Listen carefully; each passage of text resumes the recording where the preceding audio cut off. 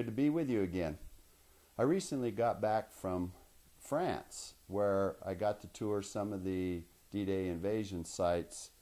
And when I was on Omaha Beach, where we saw the most casualties during D-Day, over 4,500 brave souls, as I stood out in that water close to June 6th, I had this profound sense of humility and gratitude for what those great soldiers did for us in liberating France.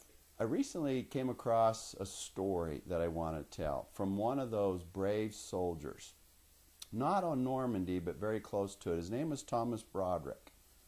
Thomas was 19 years old when he joined up the Merchant Marines, and after going through Merchant Marine School, he was on a ship off the coast of North Africa, and things were blissful for the Merchant Marines. They didn't really get into any combat action, and he wanted more out of life.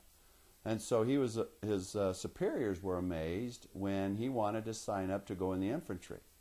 So they shipped him off to go to boot camp, and 18 months later he was shipped to the 82nd Airborne Division, where several days after the D-Day invasion, he jumped into Holland. And they got into some heavy, serious fighting in Holland. And when he was in a foxhole one day, as he was lifting up to get aim on a German, he was shot through the left temple, and it left him blind. Shipped back to England and then on to the United States, where then he finally had a doctor say that his blindness would be permanent. He cried at that point. And yet that didn't stop Thomas. And so, kind of having self-pity at the time, he went to work for his dad, taking orders over the phone in his dad's business because he could still write, and yet he didn't like the fact that a lot of the orders were wrong and people were calling in to complain, and so he quit. And he did something on his own.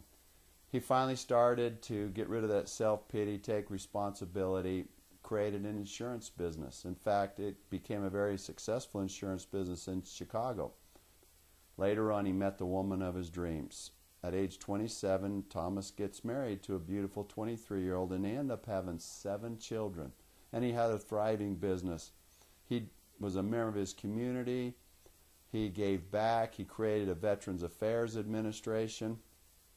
And one of the things that I got out of this story that I thought was most meaningful was the fact that that generation, one of their biggest complaints is that this generation do not take personal responsibility serious.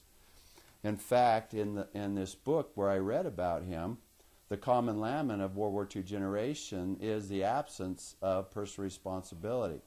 Broderick remembers listening to an NPR broadcast and hearing an account of how 2 boys found a loaded gun in one of their homes, where the visiting boy accidentally shot his friend.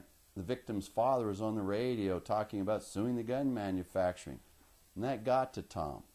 So, he said, here's this man talking about suing, and he's not accepting responsibility for having a loaded gun in the house.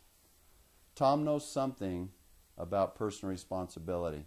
He's been forced to live as a blind man for more than 50 years, and when asked about the moment when the lights were literally shot out of his eyes, he says only, "It was my fault for getting too high in the foxhole." That happens sometimes. We need to take personal responsibility in our lives, regardless of the challenges that we face. And when we do take personal responsibility, those challenges can be overcome. Been good talking to you. Until we meet again. See ya.